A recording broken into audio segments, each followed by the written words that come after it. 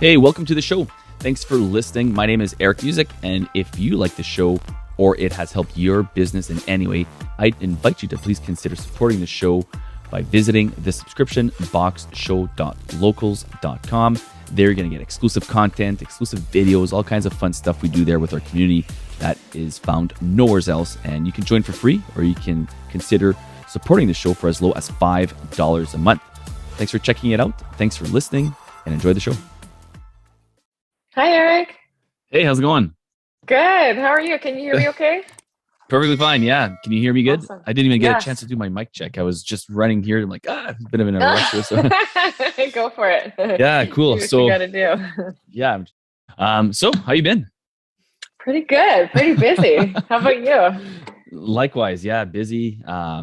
Yeah. Otherwise good. Like very good. So we're just really like that's recording. So we're jumping right in. We are recording live. So I guess I'll introduce you. But actually, before I introduce you, something's I got to get used to doing this new format now. I gotta plug my stuff. So looking to you guys here. So if you haven't joined our locals community yet, and if you're listening, that's fine. You can see the link in the show notes, but make sure to head over to our locals community. That's where we have exclusive stuff like the post-show wrap-ups and the exclusive Q&As with our guests.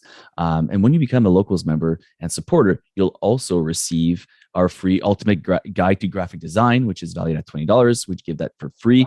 It's available on our site if you want to see more on that, just at the subscriptionboxshow.com. And we also give you a free consult. So I'm going to do a free consult, go over whatever you're struggling in your business. If it's Facebook ads, if it's your CRO, the website, I'd love to help you out. So go to the subscription boxshow.locals.com, and there you'll see your options. You can join for free or become a supporter. So there you have it. Welcome here, Olivia Canlas, the co-founder. What are we going with here? Co-founder. Co-founder of Meowbox. It's been a long time, so forgive me for forgetting that part. But Meowbox, of course, for those who maybe never heard of it, what's Meowbox if it's not originally obvious enough for the listeners out there? So it's a monthly subscription box for cats. So every month we ship you a box of custom designed toys and treats in a really cool theme every month or every other month. Yeah, cool. Yeah, I mean it's you think BarkBox, you got Meowbox, right? You got it's kind of like those are the two big players for the pets out there. So yeah, welcome here. It's been too long, so bring us up to speed. What's new and exciting? You're still in British Columbia? Yeah, so still based out of Vancouver, still partnering with our 3PL out of Portland. Yeah, we've been growing for the past few years. It's been busy, like you were saying, and lots of plans to sort of keep going with that trajectory this year. Yeah. Our event that we usually put on live, we're going to do live, and then we went digital, is going to be in person again this year in Vancouver. So we're really excited about that too. Oh, cool. What's the event? Meow Fest. That's awesome. Yeah. So I think last year we didn't have an event. Year before that it was digital. Year before that was Toronto, and before that was Vancouver. Wow. So we're bringing it back to Vancouver for 2022. We just released our venue location, and we're now sort of just in the planning stages of making sure all of the activities and everything on like the main stage and any of our special guests are all invited, planned out. Tickets will be on sale soon as well. How did it's exciting. Congrats on having back a live event. So Vancouver, Toronto, and now back to Vancouver. Is it how did this come to be? Is it just like the community was asking for it? You guys thought it was a great way to get your faces in front of your members, or the people, or is it just outside of Meowbox as well? Is it just kind of like a Meowbox thing? I mean, it's kind of all three of those things. So it's its own entity, Meowfest. It's its own little company with the intent to raise funds for shelters and to promote adoptions as sort of the overarching theme of it, but also. Yeah, like a lot of our business, as you know, all of our business is online. It's all digital. You go on a website, you order it, you join the online community. And it's always been important to me to have that community, not just online, but also in real life. Relationships are big, and sometimes it's just a different relationship, when it's all online. So to meet people in person, to see our community face to face was something that I always kind of wanted to be able to do. and it was, there's events for everything. There's events for people who dress up in costumes. There's events for people who like boats. And it was kind of a thing happening a few years back where there started to be like these big conventions for people who love cats or people who are cat parents.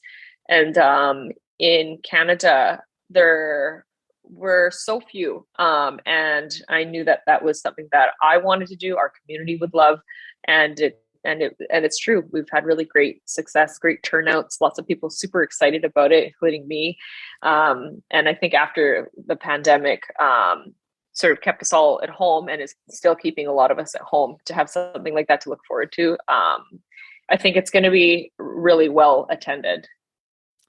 I would think so too. I think people are craving to be out there. I think, you know, whatever your niche is, people just are craving to get out there. Farmers markets. I don't know what the weather's like you're in Vancouver, suburb Vancouver, right? But Vancouver, here it's, so how's the weather there? Because here it's still pretty, not cold. I mean, it's around what I think it's +2 today. It's above zero. Oh, that's good. Yes, but there's still a lot of snow, and it's like people are just like, like another month of melting snow, basically, is what we're looking at. But either way, people are just walking outside, trying to get around, or they're just excited. You can see it's in like soon as that sun at this time of year gets a little warmer in Canada, right? Yes. People want to be outside, and people want to go and visit and start doing things. Yeah, people want to experience things, and it was fun for a while to experience things on Zoom, but that I don't think that's satisfying, like the human urge to, you know, see other people and socialize and experience stuff. And here it's I mean it's sometimes it's pouring rain and sometimes it's like bright sunshine, which is very typical of Vancouver right now.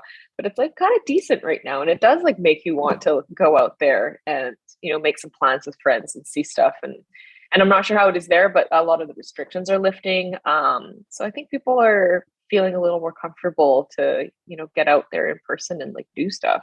I think we've been craving it for a while. Oh yeah, for sure. I mean, I don't know too many like, and those who aren't, they're still wearing their masks, whatever. You know, it's like a choice, right? Like put it on if you want to. But yeah, things are pretty much lifted up all 100% here, which is great. And you can still see that there's like a breath of fresh air. Everyone's just like, finally, like, you know, like we can live again. But so Meowfest, 1 day, 2 day thing? Is it a conference? Is it like a more of a, what can people do there if you're listening, like, hey, I'm in the pet industry or I'm a cat person? Even if it's someone like, I had a question that we're going to be doing in the post-show wrap-up, someone who's in the pet industry that might want to go check it out for ideas for their own niche or whatever, right? So totally. Like, what kind of things are we doing at Meowfest here?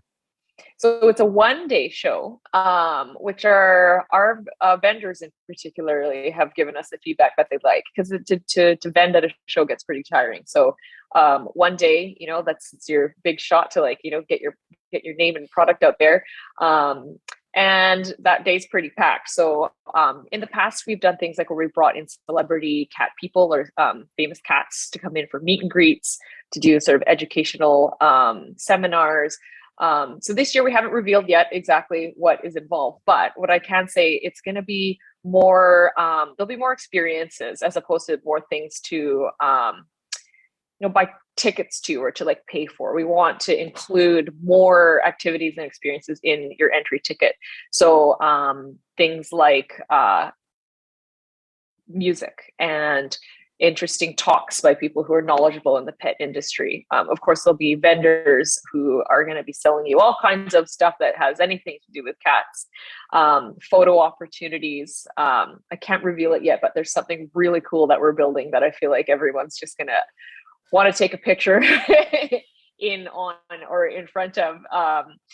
Yeah, it's going to mostly, I mean, I guess the best part of it will be knowing that you're going to be surrounded by your people who love cats, and you can wear your cat ears and draw cat whiskers on your face and not feel like someone's not going to understand you. So yeah, I think that's kind of like the main thing, is like to invite all your people who, you know, like love cats, and to come and celebrate them together in one place in a beautiful setting. Vancouver in the summer is the best place to be, in my opinion. Yeah, well, I'm not gonna lie, it's beautiful there in the summer. I've been there a couple times that time of year, and it's great. Even on the island, we've been to Victoria, where I had a cousin who used to live there. Now she's moved back to Calgary, but man, it was just what a great place. I love the island specifically. It was just like but do you guys get a lot of the you know, like every niche has its like stereotypes, like you in cats, part of, you know where I'm going with this, right? I do. The crazy cat Yeah, lady. totally. Yeah. It's like the perspective that I come from. It's a little bit hard to be unbiased because I've been in the cat world for, the professional cat world for 8 years now, and nothing surprises me. A cat festival. I'll share that with someone. They'll be like, "There's a festival for cats." I'm like, "Yeah, of course there is."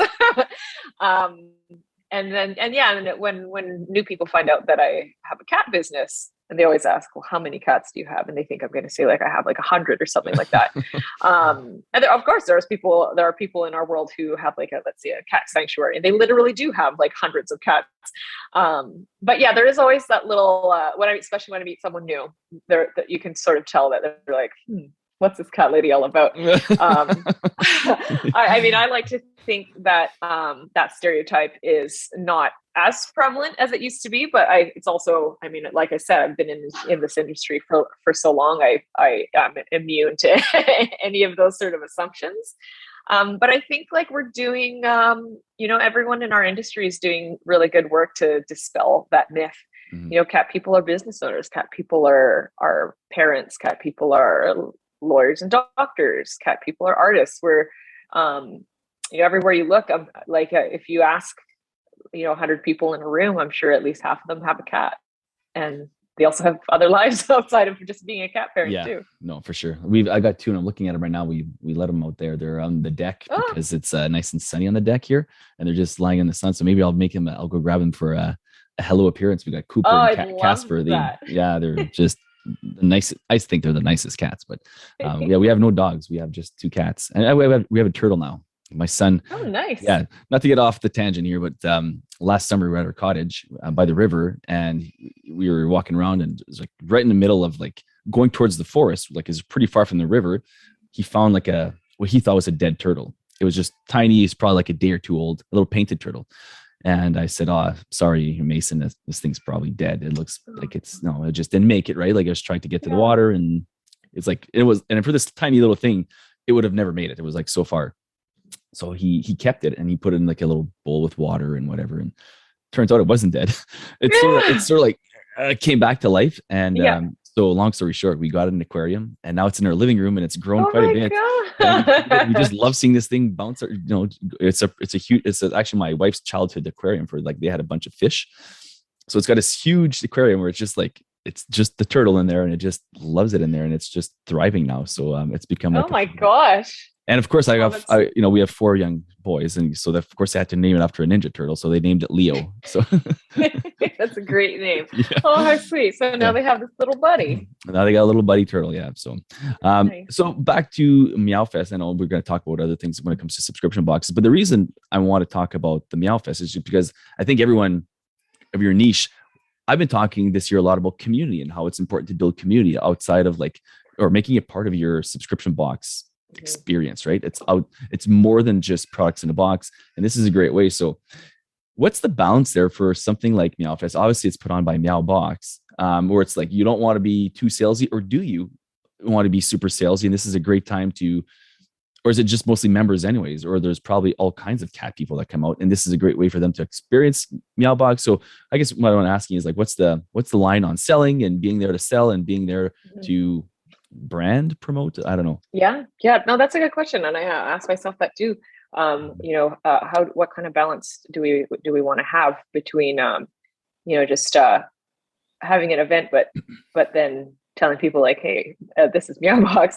I think I started off with the intent of it being like very much so channel to sell more Meowboxes. And as the event evolved, and as I discussed with my team, we realized, you know what, that's not what this is going to be. It's definitely like a channel where we can share what Meowbox is to people. But I think the reason why the Meowfest has been successful is we kind of let the culture and community of it sort of grow and become what it is, like organically. And it really has become kind of a place where, like, one of our values for Meowbox is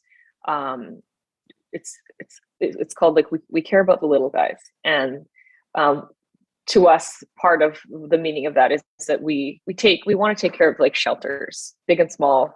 We want cats to be adopted and people to understand that that's an option for bringing a new cat into your home. And so Meowfest is kind of an extension of that. One of our I think 5 values is we care about the little guys. So I mean, it happened naturally, which is kind of nice because then it's authentic.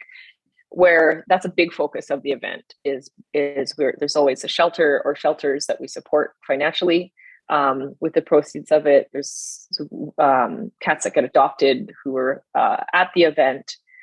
And we always do make sure that people understand that it's put on by Meowbox. We share all of like our marketing posts on Meowbox and sort of co-share those promotions on both of our social media channels.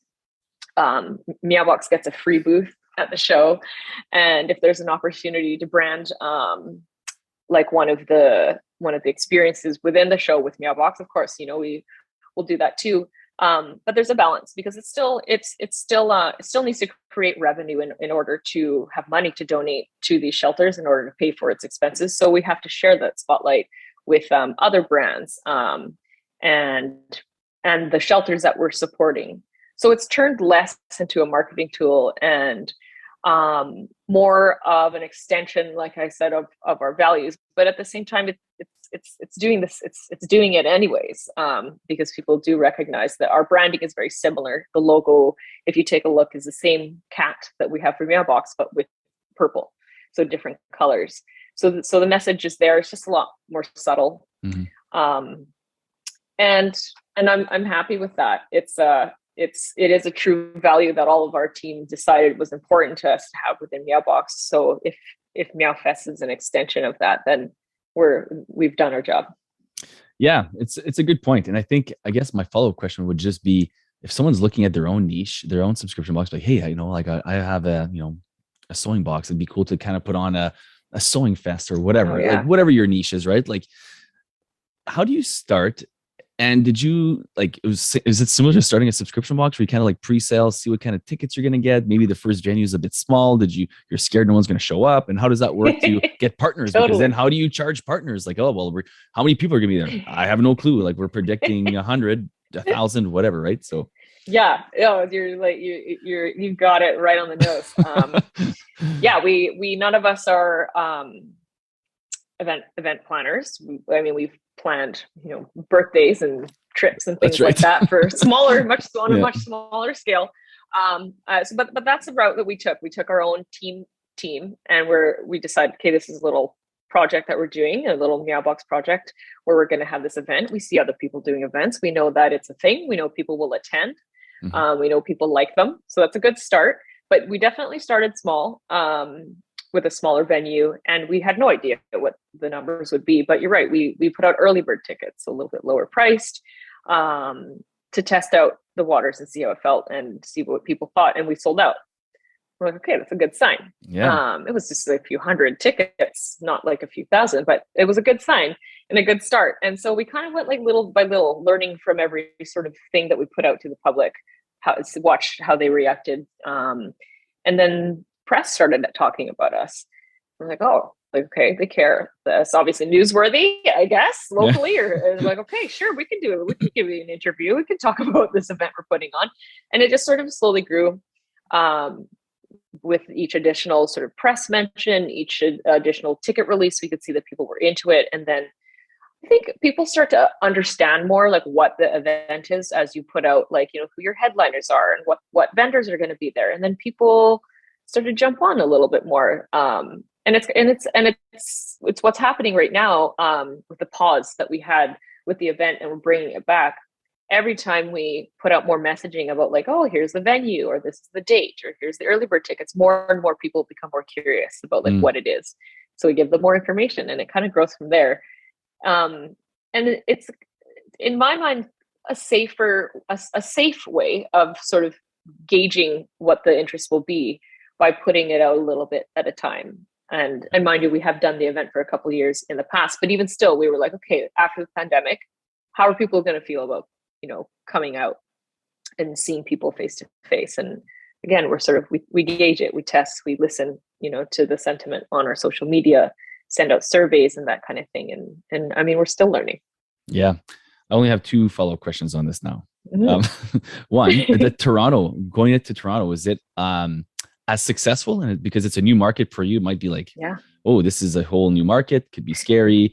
Is there as many cat people there? And I know, so how did you prepare for that? And was it a good turnout? That's a good question. And definitely, I feel like every year that we put on Meowfest, there's been something really new to us. I mean, of course, first year initially, we're like, what are we doing? No idea. And then the next year, we're like, all right, Toronto, let's see what happens. And then the year after that, we're like, okay, digital event, let's see after that. And now we're like, okay, post-pandemic, how's this going to look? There's something different every time. We are really trying to be more consistent, but there's always just something new that keeps happening.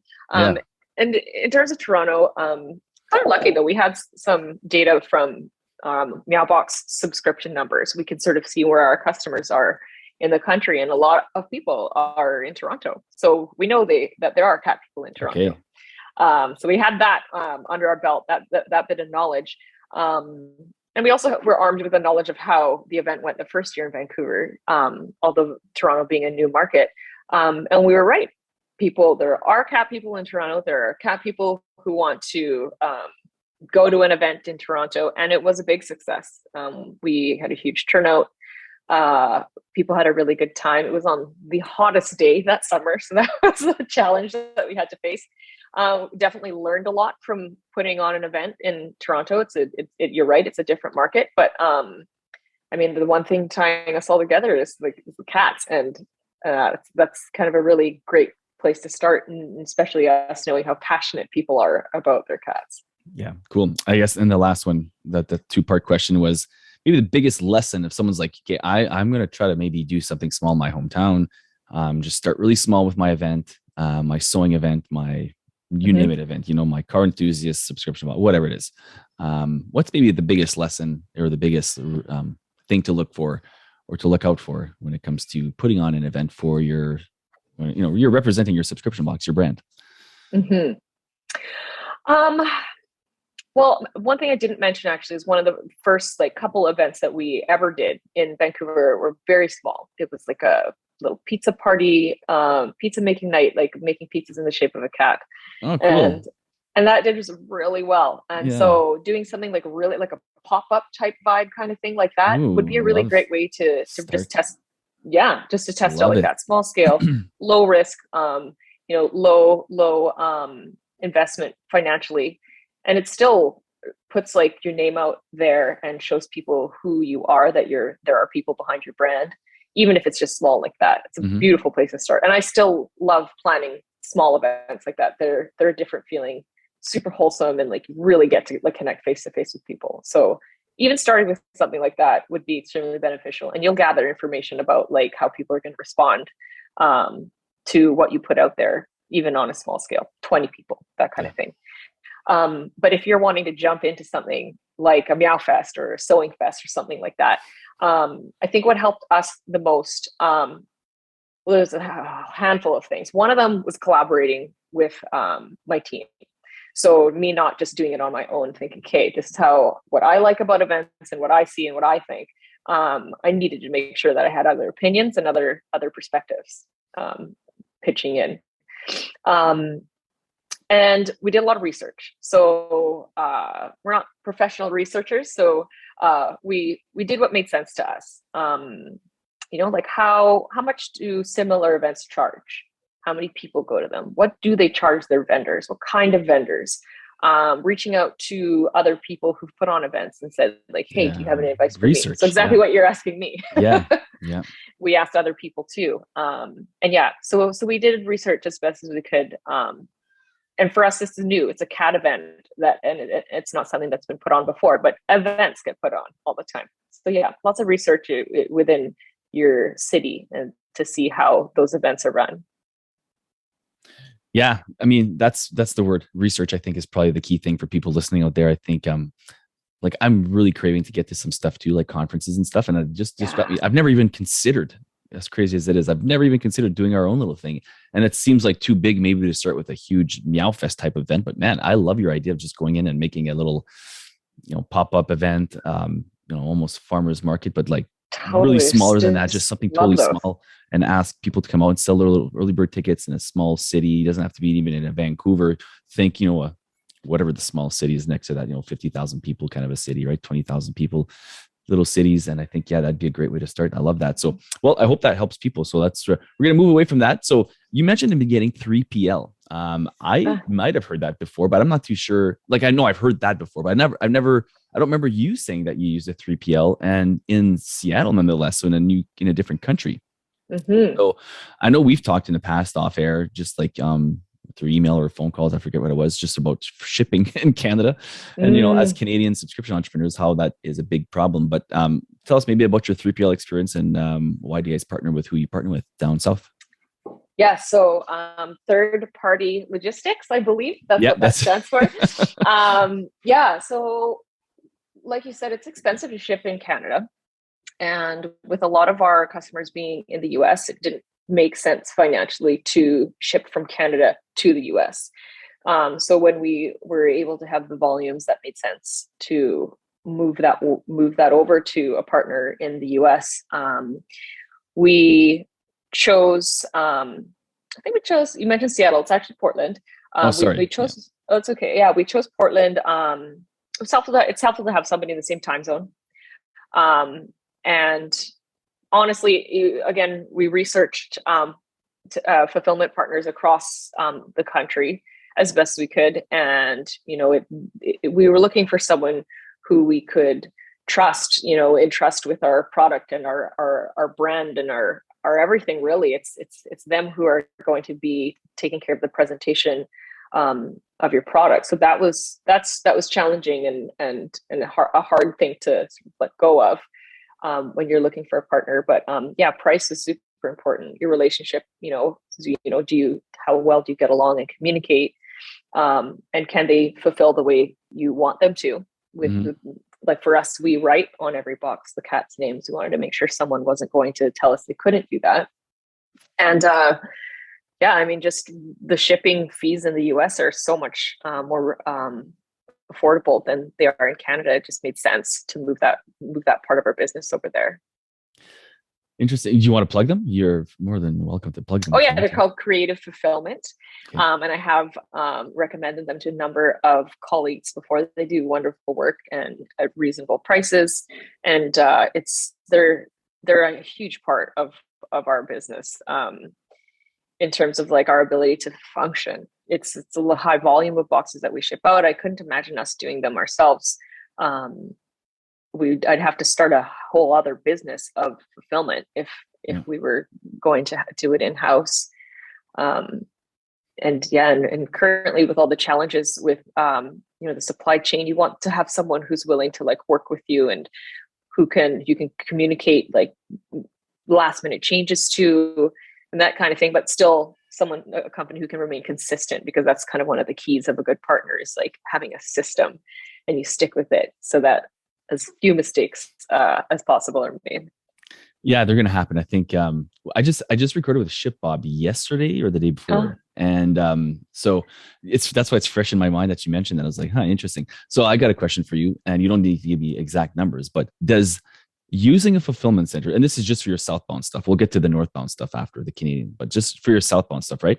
I was trying to ask them, and they kind of like gave me as good as an answer as they could, because every business is different, right? The weight, the size of the box, everything else. But I'm like, so does the cost of using a fulfillment center and the savings you have from using them and their massive scales of economy, does it offset each other? So in essence, it's like, well, it would have cost me, whatever, $2-3 a box to use a fulfillment center. I don't know if it's $5 a box, whatever it would be, but I'm saving that on my shipping costs now. So it's kind of like an offset. And right. Is it something like that for you guys, or there's still a cost? That's a really good question that every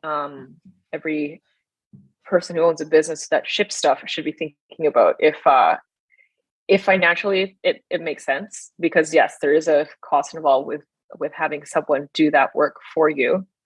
But it's not just that. Having a partner who does the fulfillment for you allows you to focus on your business.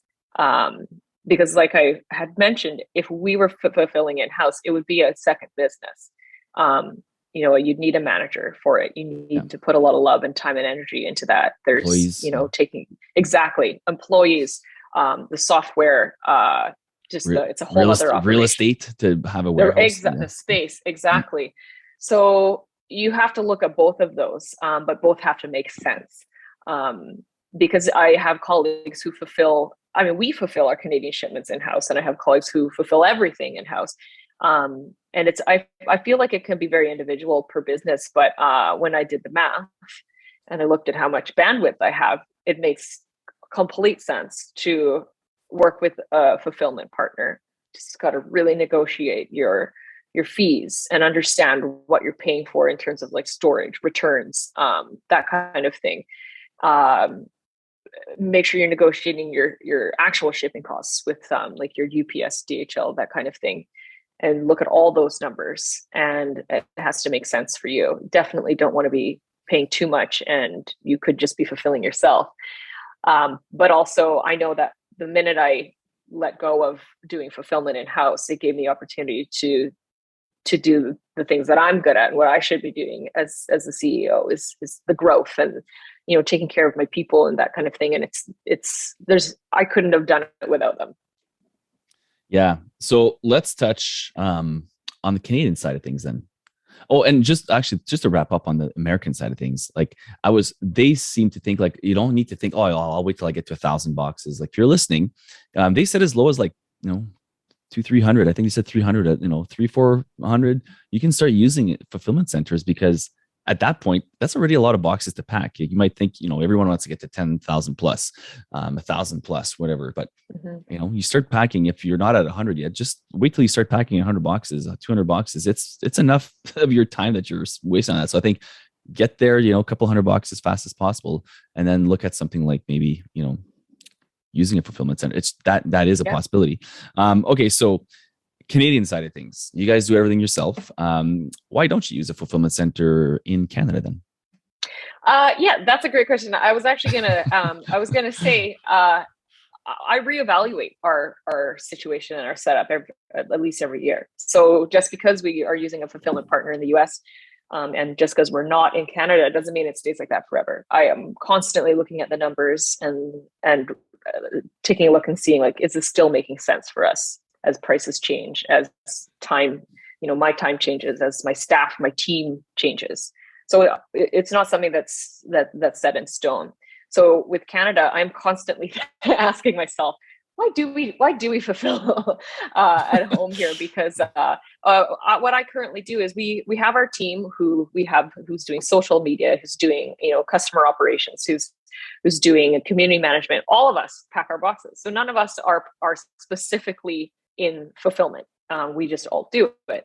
And one thing that I love about it, when we are all participating, is it brings us back to like the exact reason why we're all here. These boxes that we're sending out, and it kind of like brings it home for us. Our numbers are quite a lot smaller in Canada versus the US, so it's a lot more manageable for us to do here. It's usually only 1 or 2 days per person where we'll come in and pack the boxes, which is very few considering that we have the whole month for when we ship these. So, I mean, it makes sense for us financially. It's great that we get together to do them in our warehouse space. But there will be a point where I will take a look at it, and we'll come to a point where, with our numbers, we'll think, okay, this isn't sustainable anymore. We're being taken away for too many days doing what our core job is. Mm-hmm. But for now, it works for us. So I was going to say zone skipping. I'm going to ask you about that because we've talked about that before. Did you ever look into that further? Because I know between you and the Meowbox, Catherine Herger, we were all talking kind of like zone skipping, and she went with it, and it works really well for her. So it's helped her a lot. Okay, yeah. I'll have to reconnect with her, because I feel like I've been talking about zone skipping since like day one, and never did it. And the concept of it makes sense. It's kind of what we do in the US with DHL, where they'll take a majority of our boxes to sort of the bigger centers, and then US Post distributes them to the final mile. And I believe that's the same sort of concept as zone sort of, skipping. but there's little weird loopholes you have to get around with zone skipping in Canada. Yeah, there are. Like maybe they won't what's open holding they back. won't open the pallet, for example. Like Yes, you have to. Yeah, it's like that's right. dumb. It's so dumb. They won't just like cut the little screen open. At one point, one of our remote teammates was working out of Montreal, so I thought, hey, you know what? Maybe we find a facility there who'll receive it. She'll just walk down the street, cut the box open, and then there you go. I mean, it's I think it's sort of like been what we're doing works well for us now, but that could be an opportunity because I'm always looking for ways to sort of to lower our shipping prices because they're always going up. So. Oh my goodness, are they ever like? Do you guys? I can't remember. Do you guys offer free shipping? We do. We include shipping in the purchase price. Yeah. We've moved. So we were looking into zone skipping as well because we're trying to get to free shipping, which we have now free shipping. But we actually went with a fulfillment center in Canada. So because using their economy of scale again and their like massive discount rates just made sense. So it's locally here in Winnipeg. It's center, so I think it makes a lot of sense for distribution centers to be central. I don't know. To me, just kind of logistically makes sense. And I guess unless you could partner with a big enough company that has like a center in the West Coast, East Coast, Central. I know like the States, for example, like again, going back to ShipBob, that's the thing that's great about them. Like they got all these centers everywhere so that, you can send, they know through their system, you have, so many SKUs going to Florida or the East Coast. So they'll send some boxes, some of your inventory there, some in the, Texas, some in the West Coast, so that it all saves on the shipping altogether. So it's kind of a neat system. But yeah, our fulfillment center is now looking into zone skipping to save even further. So they've got a program in place that my contact there said it should be happening. He said in early 2022. So that's like right now is kind of now. Now it would be great. Clayton, come on if you're listening. I would love to get that contact information from you and see and check out what their fees are and how they're set up and I'll give him a plug. And actually my guy's really thorough. I really enjoy working with him. His name is Clayton, but I'll share that with you after. But for those who are just listening or watching on YouTube, it's Kit Pack. So KIT and here I go to French here. PAK Kit Pack. So Kit Pack Fulfillment. They got multiple centers too, I think, but definitely one in Winnipeg and which is central. So if you're a Canadian subscription or if you're an American subscription entrepreneur that are looking to ship to Canada, similar to what Olivia does with Meowbox, this is a chance for you to do the opposite, right? Send your inventory to a fulfillment center like Canada, use their shipping costs because I don't know if you hear this, like I'll hear Americans say, I'd love to ship to Canada, but it's telling me it's going to cost me $50. I'm like, well, okay, it's expensive, but it's not $50. So I don't know what's going on there. It's like, it should be, 15 and lower typically, depending on average or whatever, but which is still expensive. You're probably seeing some crazy numbers compared to Canada. Like, I hear $3 shipping, like, cause your box isn't huge, right? No, it's usually under £1. Relatively similar to the size of a small shoebox. So the US rates are very competitive. Yeah, they are. Okay, let's take a quick moment just to pause. I'm going to thank today's sponsor, which is SUPTA and SubSummit. So if you guys are thinking of going to SubSummit 2022, June 1st to 3rd in Orlando, Florida, I'm going to be recording a live show there. So can't wait to do that and wait to meet you guys because actually between the show kind of started right at the pandemic, April 2020 or So, I mean, I've never met most people, anyone, I don't think in person from the subscription industry, which is crazy because I feel like I know so many people, but looking forward to going there. And if you are thinking of going, a couple things. Number one, go to our locals page, the subscriptionboxshow.locals.com. And there you can contact me in any one of the posts or just message me there because I'm going to have a ticket for you at 50% off for our members. So you got to be a locals member and you get 50% off. So I think it's like $7.99 for a general ticket. So $800, we'll say $400. So right off the bat, I'm cutting that in half for you. So I think as far as I know, it's kind of the best deal out there. So, not that I don't want to sound braggy or anything, but it is what it is. It's a pretty good deal. So I mean, that could pay for your flight. So just saying, so cool. So it's in Florida, June 1st to 3rd. Are you planning on going, Olivia, by chance? I am. Yeah, I am. Are you I was speaking? just no, I'm not. No, Shame. I think Let's shame them. Subta, if you're listening to this, you got to get Olivia on stage. Yeah. Easy. Or you don't want to go on stage. No, I think I would, but like some of us aren't as good at public speaking as you might be. Oh my goodness, I've got zero experience. I've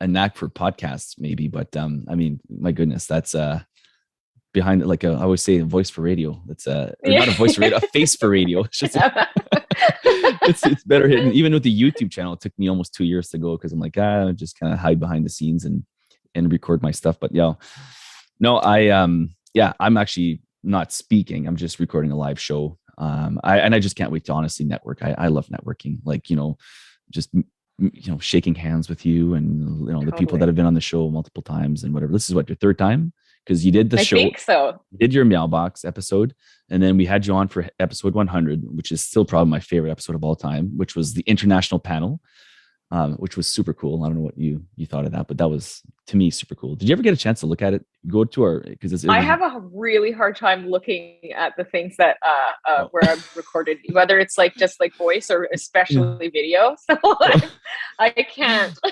You'll do it and then never to be looked at again. I try not to, but sometimes I'll see these things pop up on my Facebook and I'm like, oh God, there's my face. I don't know what it is. Do you go back and watch all of yours? No, I have same thing actually. It took me a lot, so a couple of years ago, I'm going to answer this in a long way, but I went to Podfest in Orlando, and this was literally in March 2 years ago, right before this whole thing started, pandemic stuff. And I hadn't launched the podcast yet. And the reason is because I found out I wasn't the only one, believe it or not, out there that hates the sound of their own voice. And that's what's usually stops. It's that apparently was the biggest obstacle there. It was people had these great ideas. Some of it was shyness, of course, and that it comes with practice. Everyone starts off and you don't put enough emotion in their voice or whatever. But the biggest thing was people just hate the sound of their own voice. And I was like, yeah, I sound first of all, I'm French Canadian. So I have a bigger crush than most people. I'm half they're like, what is that accent? He's Canadian, but he's French Canadian. What is that? So yeah, everyone hates the sound of their own voice, but I mean, you get over it. And I can actually critically, in the beginning, I had to look at or listen to my shows because I'm like, okay, that was horrible or whatever. I need to improve on this and this or whatever. So, and I still do the same thing. And same thing now with the YouTube channel. I have went back and looked at a few episodes because I'm like, oh my goodness, Eric, look at Mr. Wandering Eye there. I'm like, look at the screen. We're our own worst critics, right? And I already know there's a list of things that you're going to find and just don't want to know sometimes. But I know. I mean, if this is what you're doing and you want a good reaction, you probably should go back and sort of critique yourself. Yeah, too harsh. I'm too harsh. I'm too hard on myself, but it is what it is. I mean, whatever. So I'm just trying to have fun with it as much as I can. And, apologize, people, if I don't look at the screen enough and I don't. Okay, so Sub Summit, go check it out. The subscription box show.locals.com, or you can actually just go to thesubscriptionboxshow.com, and then you're going to see a support button. And when you click on that, it's going to give you a link to our locals community. And there, of course, this is where we not only do you get discounts on stuff, but you get, like I said, free consults, free guides and discounts to programs that are out there. So I'm pretty much affiliated with every program that's out there. You'll get discounts to those. I give rebates. So let's say a course is $1,000, I'll give you $100 back, that kind of stuff. What else is there? Oh, exclusive content like post-show wrap-ups, which is used to be, so we used to do the unboxing run. I don't know if you remember that. The unboxing run where we ask you questions. Now we kind of go into a post-show wrap-up mode, and that's separate. So that's only for exclusive. So we have Q&As. We'll do sometimes deep dive into a subject. For our post-show wrap-up today, we're going questions from people that have asked questions, but we're also going to talk about how to get on stage, because you say you're not a public speaker, but people, what you don't maybe realize, and I've told you this before, Olivia, but she's the inspiration of us starting a subscription box because she was on Dragon's Den, so she's kind of a big deal. I am referring to that where I can't watch that. Have you watched your Dragon's Den episode? You I have, but I can't sit and watch the whole thing. I can watch clips and then turn it off. That's too funny. You're too hard on yourself. It was a great episode. You inspired me. Look, I wouldn't be here if it wasn't for that episode, probably. So that's just wild. That's wild. Isn't it crazy? So I mean, your impact people can have on is unbelievable. So so that's what we're going to talk about in the post-show wrap-up that's exclusive, how to maybe get onto one of these shows. If you're in the UK, you totally get what Dragon's Den is. If you're in the States, Shark Tank. So that kind of stuff, which can give you huge publicity. Like I remember talking to Liam Brennan, and he was on Dragon's Den in Ireland or UK, whatever. And they said once they got on the show, they're like, okay, we just need to make sure we get an offer no matter what. We're going to say no matter what, but we just need to get an offer, because then you get on the show and that's what's going to give you your publicity or whatever. So it's good for publicity. So if you want more on that, make sure to join the locals community, all to say, and you're going to be able to see what she did to get onto Dragon's Den. So we're going to keep that for later. Sounds good. Okay. Let's Sounds move like over. The good stuff you saved to the end. Yeah. You pay a little bit. It's only $5 a month to be a supporter, so it's not much, but it's something just to help pay for the show and to get the costs down, because there's editing involved now and all that stuff. But enough about the locals community for now. Let's talk about growth. And I remember the first time you're on the show, I was really taken aback on how much influencers played a role in the growth of Meowbox. And paid ads was more of almost, I don't know if it's fair to say, backseat compared to influencers. What's the ratio? Maybe not a ratio, but is it still the same way, or has things changed 2 years later? Oh man, things change a lot. Things have changed a lot over the past 8 years. When we started, influencers were like, the concept of influencers was so new. And I think that was a benefit to us, especially like with social media, like algorithms being very different back then. I feel like things were a little bit simpler, a little bit easier, that our social media marketing was more effective back then, while these platforms were still sort of navigating their way through how people would, use them. But that being said, although all of that has changed, we still do so much influencer marketing and work with a lot of these partners, because it costs us less, to send out a box of product costs a lot less than, flat out putting out like a few $100 or $1,000. And we still have the same approach. We're still very organic, very low expectation, low pressure when we send out a box. And that's our style. I always mention that it's like every business is going to be a little bit different. But I don't think it'll ever hurt to just show up as like a real human being talking to another real human being. We do use templates because we do have like a similar approach with every person that we talk to, but at the same time, so for example, Madeline, our influencer manager, she shows up as Madeline. So she'll come in and say like, "Hey, I'm Maddie, and I'm, this is my position. I think that your cat is adorable. I also have, very similar cat, or I also foster or something." And it's for us that I think our influencer marketing is effective because we keep it organic. We don't ever say like, we need you to post like 10 times. What are your fees? These are our expectations, that kind of thing. Mm-hmm. For some, that approach might not work. For us, it really does. And I am not sure if it's because it's like a cat people kind of thing. But that's always been important for myself, for my teammates, to not ever have to go in feeling like we're, wheeling and dealing with the influencers. So I remember. So just for reference, when you were first on the show, Olivia was talking about how, correct me if I'm wrong, like you guys don't like have like some people go in there and was like, okay, well, you need to say these things here, boom, boom, boom, boom, boom, or you name the specific. Basically, you were sending them boxes. Maybe sometimes not even having nothing, just sending in the box with maybe a little personal note. And then, if they post about it, they post about it. And, if they don't, they don't. But there's no kind of like pressure, right? Yeah. And we've done that all along. And one thing that I realized, because again, reevaluating things on like constantly taking a look at how we do things and what we spend, if we can be doing it different or better. I'm always looking at that thinking, should we have more structure? Should we use a platform that helps us, sort of give it a little bit more direction. And I think what's happening though right now with marketing is that people are becoming a lot more wise to like what is marketing and what is not. So when you see like hashtag ad, or someone is showing a product and they're saying a script, people can tell. We know, I know when we're looking at something and a person who we admire on our social media is talking about a certain product that they use.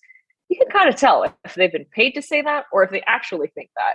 And people appreciate when it's just honest. And I think with our approach of saying, like, we have no expectation of you posting. If you like, of course, we'd love it if you'd post. Their audience can tell. They'll say, like, no one paid me to say this. I just got this Meowbox. My cat loves it. And that's what we want. We want the cat to be happy. And when a cat parent can see that their cat is happy, it's you can't pay for that. Yeah, it happens organically. And I think that, I mean, I'm the same way. If I see a product that my cat enjoys, I'm super happy that there's something that's entertained them. And then you like that product, you like the person who gave you that product, and it's very like natural and organic. And of course, we have people who make a living out of sharing brands and products, and we work with them too. And we have the same approach. The basis is always the same. It's like this authentic relationship. And I feel like you can tell when people are talking about your brand, if they're just doing it for the money, or if they're doing it to make a living and because they like the product and the relationship they have with the brand. Yeah. Do you find that even influencers though are becoming more contractual, if that makes sense? Like, I don't know if that's a word, like in a sense, it's become so businessy now, becoming an influencer. It's not like, it's not just, hey, I'm cat person here, like with massive 2 million followers, and I just will post whatever.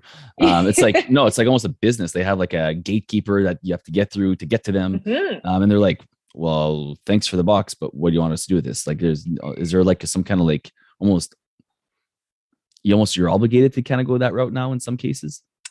You know what? I honestly wouldn't say that there's a significant jump in that kind of interaction, because of our approach has always been the same.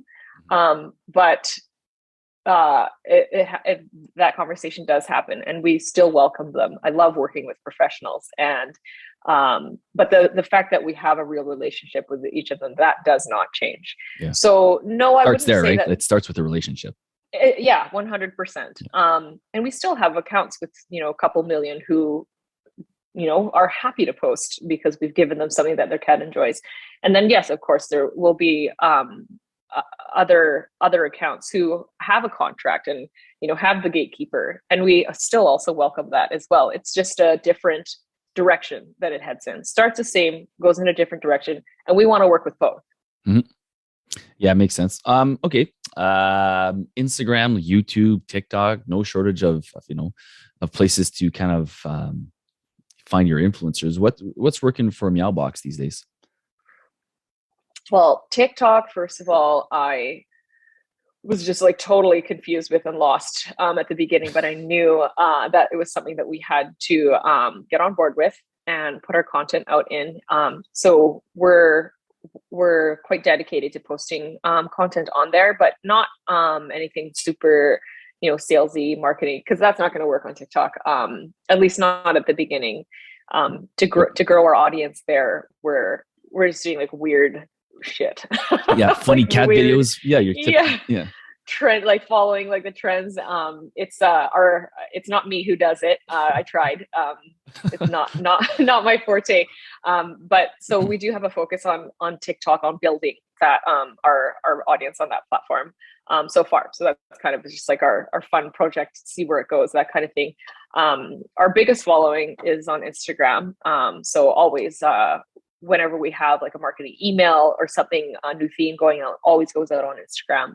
We make sure we sprinkle Meowbox specific content within our feed, and not just resharing and like cute stuff and memes and videos and things. So we always make sure that people are aware when they go to our account that we are Meowbox, but also they stay for the fun cat content. So we definitely like leverage that platform when we have marketing assets to put out.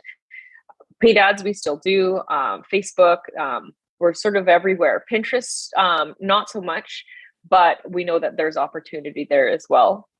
YouTube, more opportunity for us there as well. We do have folks who'll do like unboxings and make their own videos, which is wild and amazing, and I love seeing those. Like organic, like just like members will do it. Yeah. Like if you go on and look up like Meowbox unboxing, there's a bunch of stuff that'll pop up. I'm always just like honored that someone wants to make like an entire video about it, because like I I think that might be why we don't have so much on that we put out ourselves on YouTube, because I'm like, I don't know, do I have to go on camera and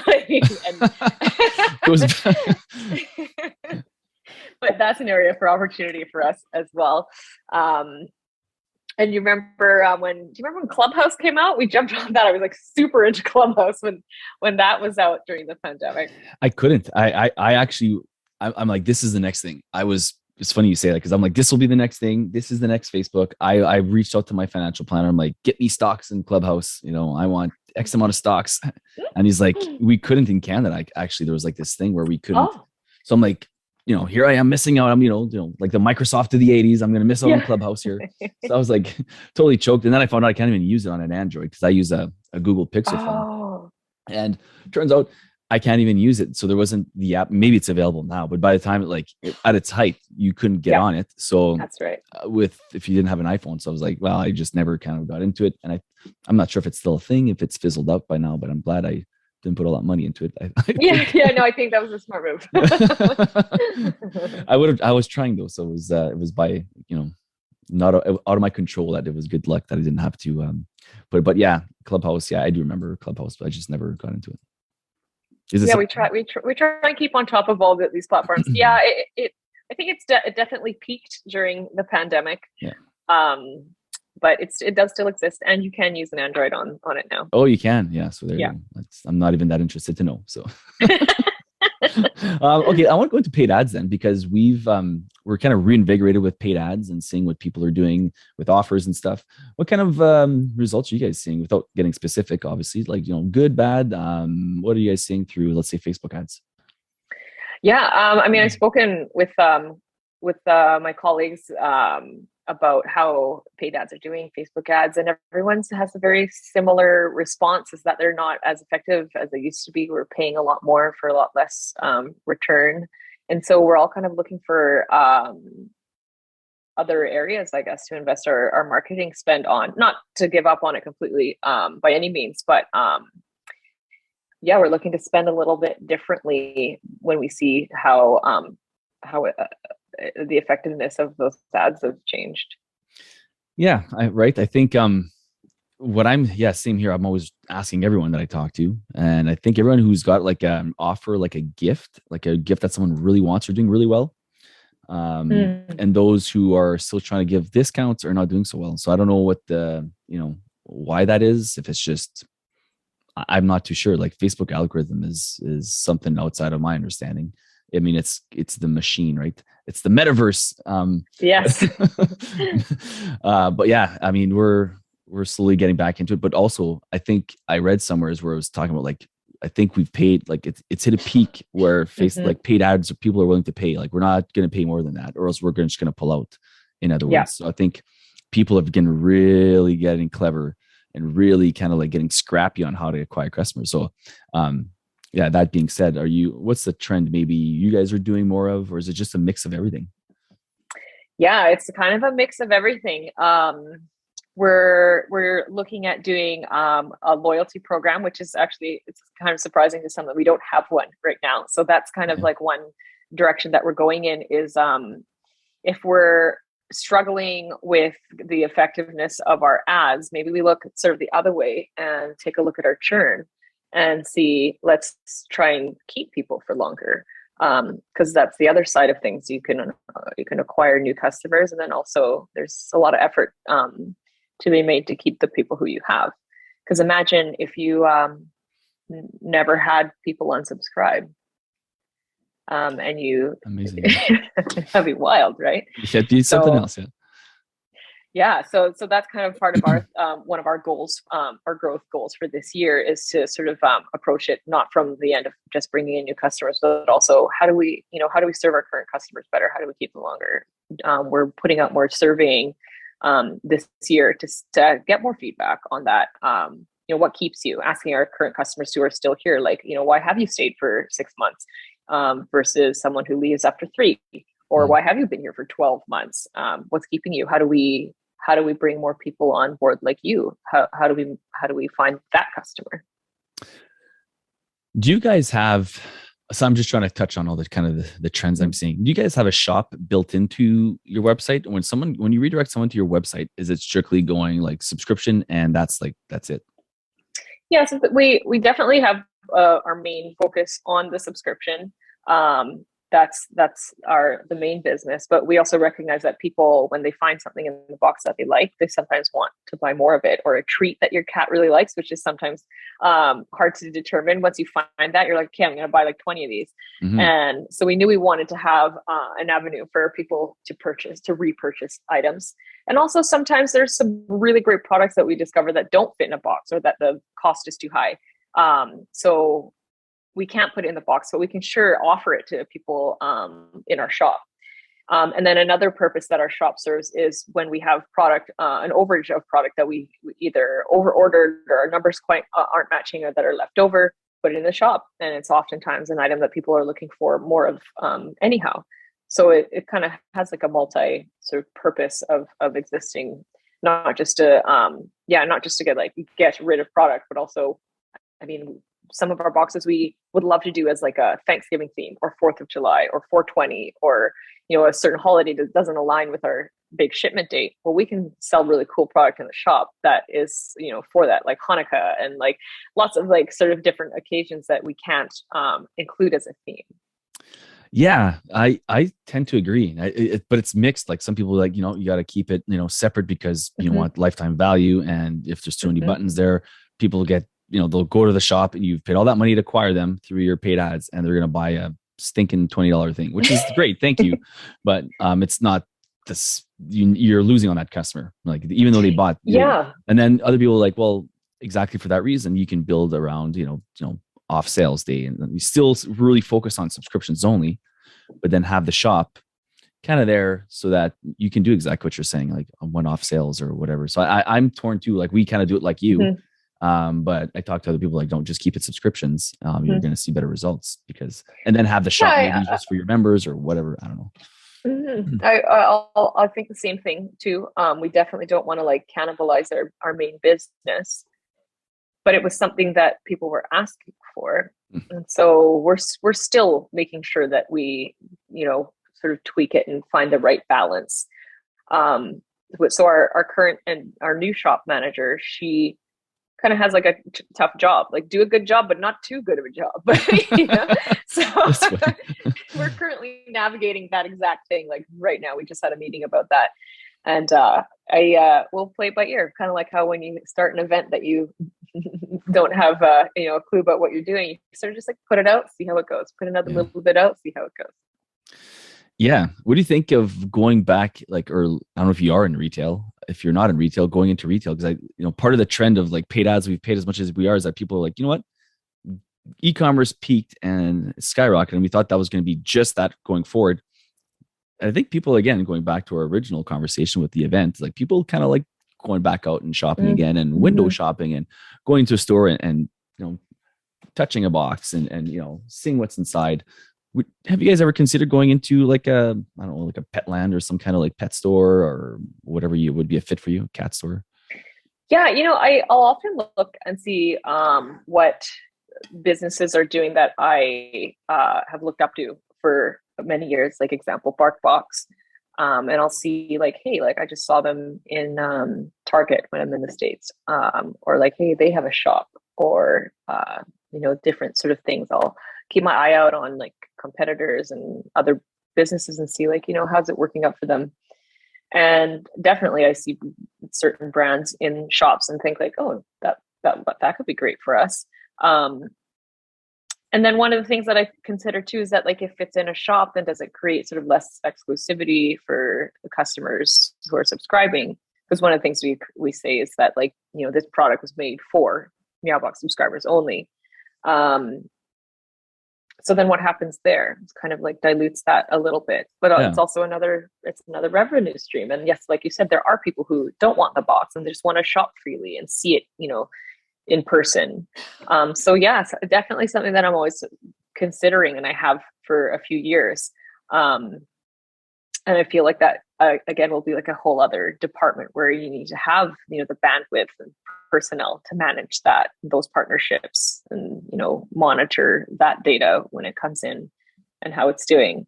So, I mean, I guess my answer is like, yeah, I think that would be really great. And maybe that's something that we're going to do in the future. Yeah, I'm like, I don't know if I'd have a Louis and Leia shop, for example, but maybe being into like local shops, local, not even big brand to start off with, like smaller chain, mom and pop, whether it's pet stores for you or for me, mom and baby shops or whatever. I think something I would be willing to try for sure. Yeah, something to try. Yeah. And then hopefully get enough exposure. I don't know. It's tough with inventory is already a challenge and stuff, but yeah, I mean, to your point, the exclusive stuff, we do say that as well. You get exclusive Louis and Leia items in every box. That's just for you. Do people care that much about that? I don't know. Or maybe you just sell your subscription box, not the products, but just your box itself through a. True. But then would that sell in a store? I don't know. Like it's another. Yeah, man. I don't know. Yeah, I haven't seen lately a curated box of cat products in a store. But I mean, yeah, is it because someone hasn't tried it or because someone tried it, it didn't work? I'm not sure. I think if it would work, it would be like you're in the beginning, you walk into, I don't know what kind of, PetSmart, and you see like kind of like what I saw with like Dollar Shave Club, right? Like they had like right in the middle of the aisle, like a big, just them, right? With their, big branding signs, whatever, something like that. And it's like, as seen on blah, blah, blah, blah, Dragon's Den, or, where all your different things you've been in, Meow Fest. And then it's like, oh, this is a cool experience just on its own. That's like this, not part of the product section, if that makes sense. Right.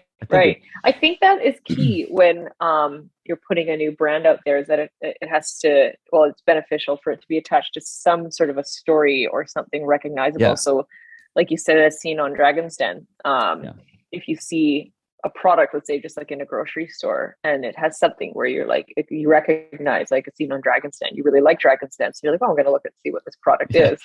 I mean, example, like using BarkBox, so many people know what that brand is. So if you see like a BarkBox toy, there's that brand recognition where you're like, oh, I've heard of BarkBox. I like them. And so you're like, okay, let's check this out. So it might be more challenging for a brand that people haven't yet connected with. Yeah. All to say, let's circle back to saying I'm not too sure where I stand on it, but we're definitely, we haven't been reaching out to like local mom and pop stores anyways, or local, like smaller, shops to see if we could maybe potentially be in there just to get some more exposure, especially locally, right? So getting away from the paid ads, craziness, because it is expensive. Okay. Well, is there anything else you want to touch on when it comes to growth that you guys are doing? Otherwise, we're going to move over to the post-show wrap up.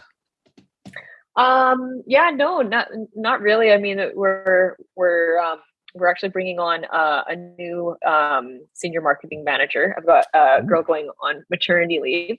So it's going to be actually kind of exciting to bring in a new person from different experience, different companies, to bring in her knowledge and also take a look and see what we're doing and combine that. So I might have some like wild new ideas to talk about with you soon.